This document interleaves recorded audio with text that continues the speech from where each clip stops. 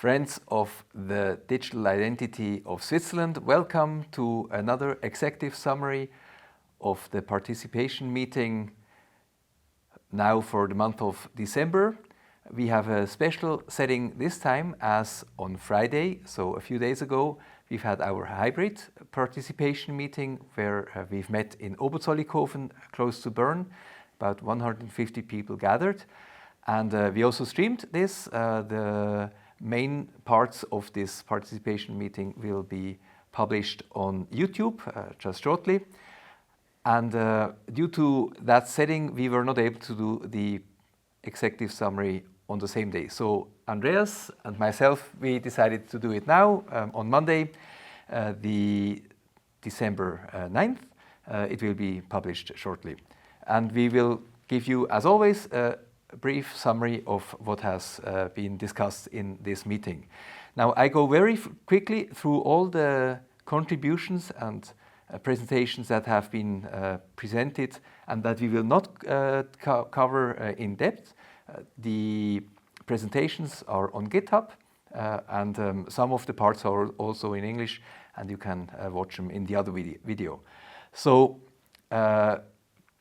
we've had two use cases presented, one by the city of Zug and the other presented by the canton of Thurgau, where they show how they work already today with verifiable credentials and wallets. Then we've had a panel discussion on the topic on what makes a good wallet. We've had representatives from Italy, Germany, Switzerland, plus the Open Wallet Foundation and two service providers, Ubiq and Procivis, two Swiss IT companies on that panel discussion. Then we've had also a world cafes where basically the members of the panel also showcased their solutions in more detail. And in the end, we've had also two presentations by Didas and Digital Switzerland. But these, just as an information, we are not going to delve more on that. Now I will hand over to Andreas and he will give us some initial overview on where we are in terms of legislation and also the technical decision. And then I will come back and I will talk about the branding and a few other things. Great. Please. Thanks so much, Rolf. So let's get into it. So we have some really interesting news when it comes to the legislative process. So as we've already mentioned in management summaries or executive summaries after the last few participation meetings, the EID Act is currently being deliberated by Parliament. In Switzerland, we have a two-chamber system. And before a law enters into force, it needs to be amended and checked by both chambers. And that's currently what's happening. It's been in the National Council, then it went to the Council of States, and now it's come back from the Council of States to the National Council. And the National Council did some amendments to the law. One is regarding open source. In general, the EID law will prescribe that all code related to the trust infrastructure, the wallet, but also the EID issuing system need to be published as an open source software. And the new amendments now define that the Confederation, which is in charge of doing this, they need to evaluate on a regular basis if certain applications or if certain restrictions which apply are still valid. The two restrictions are if third-party rights are infringed or if there are reasons for security, then code can be withheld from being published as open source. And instead of just saying you can do this as long as you want, the Confederation in future will have to evaluate on a regular basis, do these two restrictions still apply? The second one is very interesting when it comes to SSI ecosystems and especially wallets. It's regarding third-party wallets, and they will be allowed in the ecosystem also to hold the electronic identity issued by the Swiss Confederation if a device binding can be guaranteed, and this can be done in two ways. One is by technical means. So if holder binding can be assured over key attestation, for instance, as it's possible on the Android ecosystem, or then based on a certification, if that isn't possible in a technical way. And that also was amended by the National Council. Now, things are moving really fast, and the act or the law draft has already passed back to the Council of States. It was checked by the Legal Commission of the Council of States, and it's scheduled for tomorrow, the 10th of December, to be discussed in the plenary of the whole Council of States. So it's moving really fast, and it's possible, we don't know, that there's even a final vote potentially on December the 20th, so that would be Friday in a week's time, and then the act would be dispatched from Parliament. The act would be finalized and ready to enter into force. Then also there was some great news on Friday regarding the technical implementation and the technical details of what the initial implementation of the EID technology in Switzerland will be. There was a press release by the Federal Council. You can find it online, and we will make sure to link the links in the description on YouTube below. And basically what this says in a summarized manner is the Federal Council really wants to ensure that the electronic identity of Switzerland is released on time.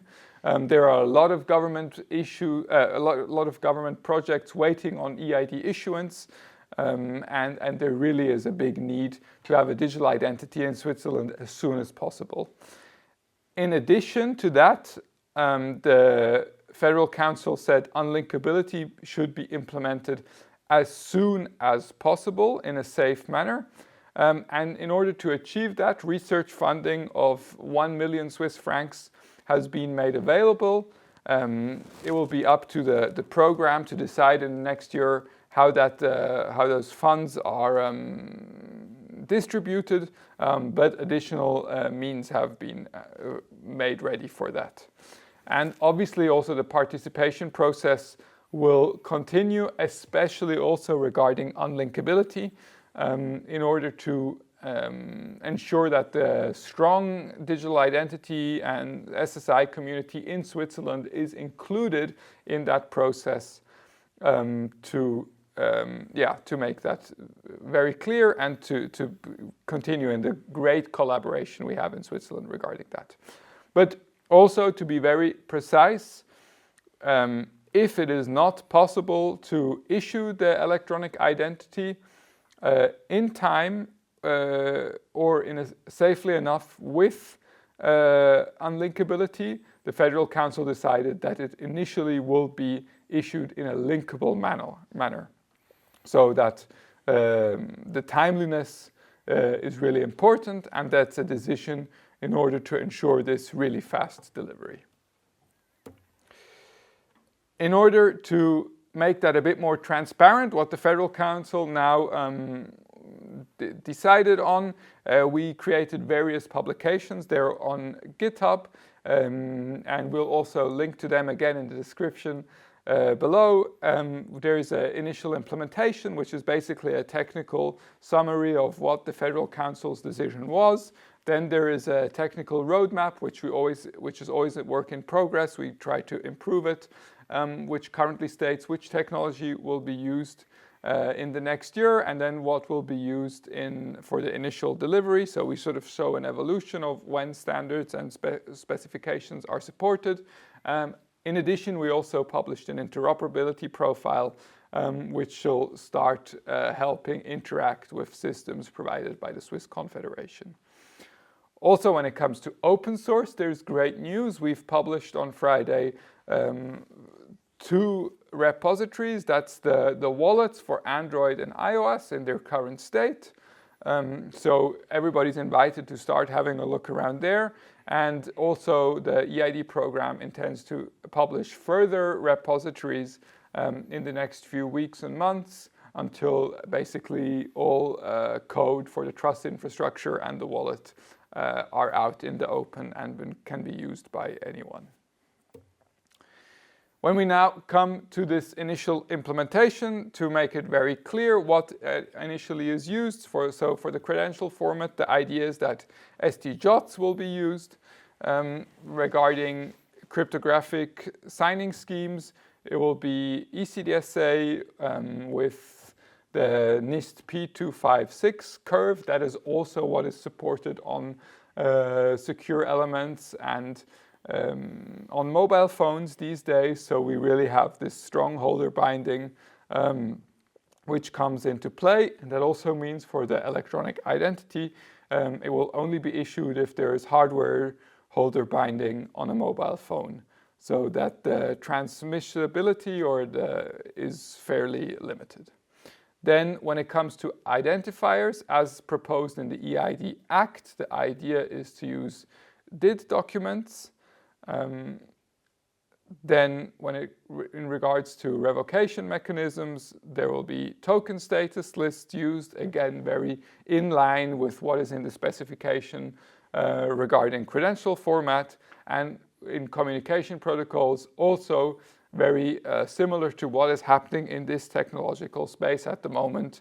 OpenID for VCI and OpenID for VP for issuance and presentation. Then when we speak about trust protocol, so that's also what is known in the EID Act as trust registry.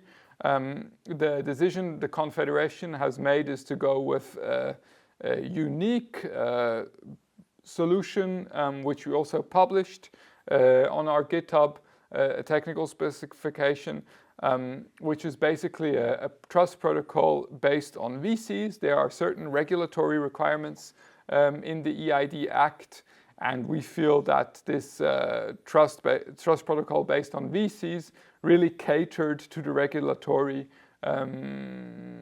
specifications in Switzerland, offers a great lean way to implement this while also offering potential to evolve over time. Yeah, so just again in summary, there's an interoperability profile which shows these things. There's the technical roadmap, there's a technical specification. Really have a look, check it out on GitHub, what you can find there. Okay, in addition, we also have a great announcement to make about public beta.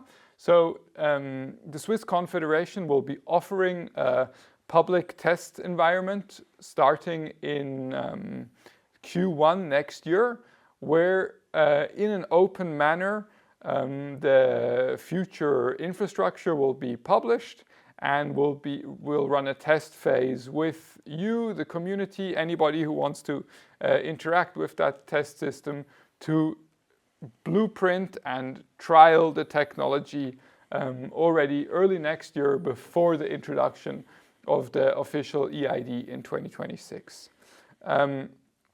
Obviously, it will be in line with the technology decision that we just spoke about.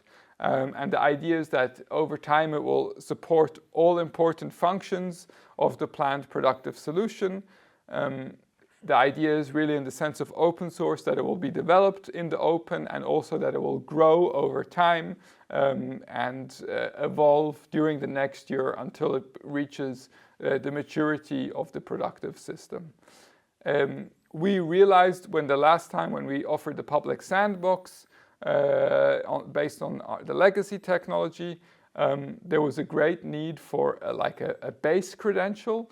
And the EID, or the digital identity of Switzerland, is not available yet. So the Confederation is also offering a beta ID service, which will be available. And basically anybody, be it in the population or also implementers who want to test what is a EID or a digital ID and what is the data model of the future EID, can use this beta ID and integrate it into their systems.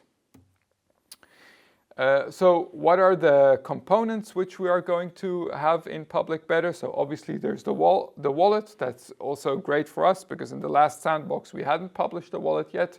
But now in this current public beta phase, the Swiss Confederation's wallet will also be published and will be available.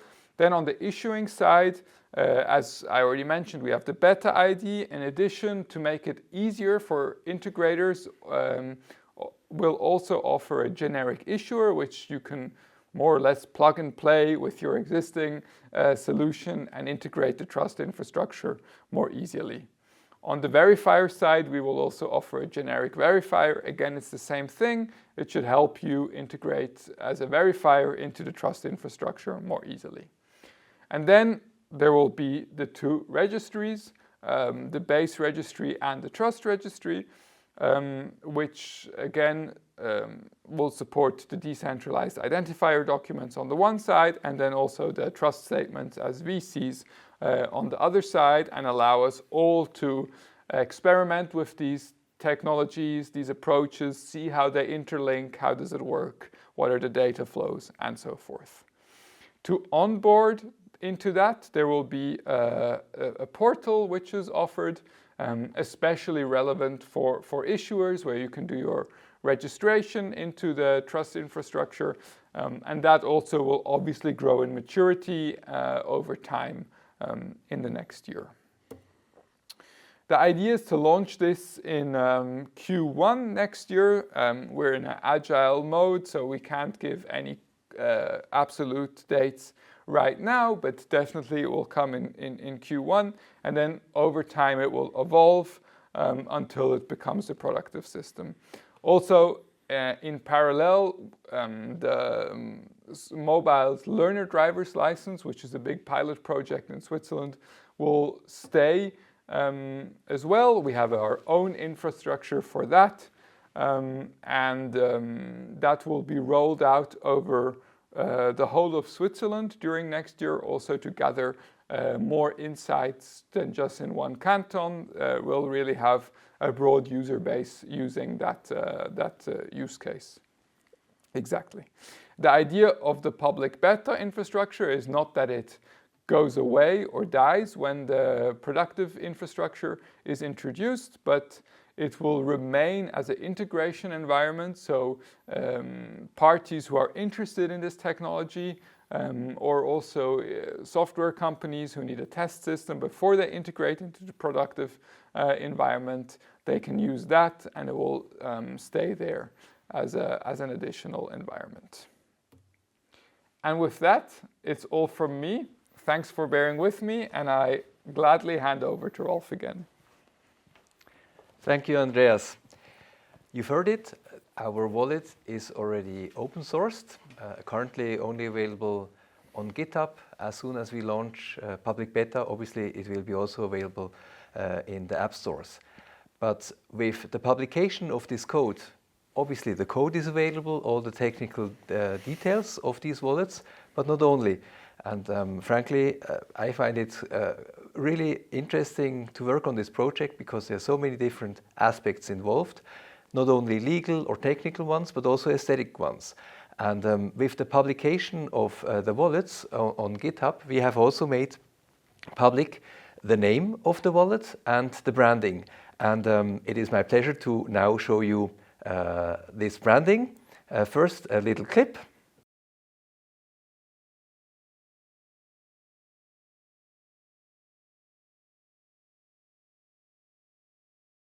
So, you know it. The name of the wallet of the Swiss Confederation is called swiyu. Swiyu is an artificial word. It is composed of three different elements. The SWI refers to Switzerland, quite easy to get that one. Then the I in the middle represents myself, identity, innovation, internet. And the U obviously refers to you, the other one, but also it is the start of a very nice word, unity.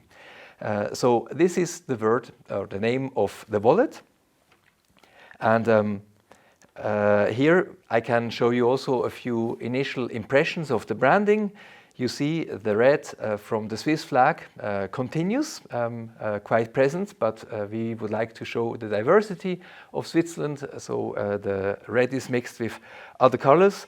And then there are a few other elements which we have developed also. This is still a work in progress. We are really looking forward to the reaction once public beta is up and running to see what works well and what has to be still improved. But I really hope that you like our swiyu app quite a bit. In addition to this news, I would also like to talk a little bit about the internal organization. Maybe this is interesting to you as well. You know, this EID project that we are currently working on is is about 3 years old or so. It's sort of a startup, and within the startup we are initiating another startup actually. We have shown you already, I think, this picture and also org charts of the EID program, which consists of about 80 or even more people currently working on this topic. And this is the team that is currently developing the whole trust infrastructure, the EID and so on. But we have to already start thinking also, how do we operate this whole thing? And for that reason, we are setting up now a unit within the Federal Office of Justice, the EID unit, which will then be responsible for the operation of this whole infrastructure. And I should say the governance of the operation. The technical operation obviously will remain with the Federal Office of Information Technology, Systems and Telecommunications. But this unit within the Federal Office of Justice is now being created. It has its as responsibility to provide and create the legal, organizational and financial basis for the whole thing. It also monitors the regulatory and technical developments and landscape in order to keep the whole thing up to date and invest in the right areas in the future. As I mentioned, we are a little startup. On this picture, you see the team that has gathered last Friday for the first time. There are a few faces that you know already, I guess. Urs-Paul Hohenstein has been already talking to you in participation meetings. Andreas, obviously, also. Some other faces or people have already joined, but others are only joining on the 1st of January. And I'm very much looking forward to working with all these people. We also include in the presentation an org chart where you see what the roles of these people are. This just as a little hint on what is going on behind the scenes also. And with this, I would like to end this presentation and give you still a few ideas what is going on to happen next year. There are quite a few important dates which I think might be worthwhile to already put in your agenda. First of all, already in January, on the 22nd of January, during the World Economic Forum in Davos, we will organize together with the International Telecommunications Union and with the Linux Foundation, the Open Wallet High-Level Panel Meeting. That is for January. Then Andreas has mentioned it, the launch of public beta sometimes in the first quarter. Also, probably starting by the end of the first quarter will be the public consultation on the technical regulations, where you can opine on our draft. Then it is my pleasure to also mention in this context that the next DICE, the Digital Identity Unconference Europe, will take place in Zurich, this time already a little earlier, on the 4th and 5th March.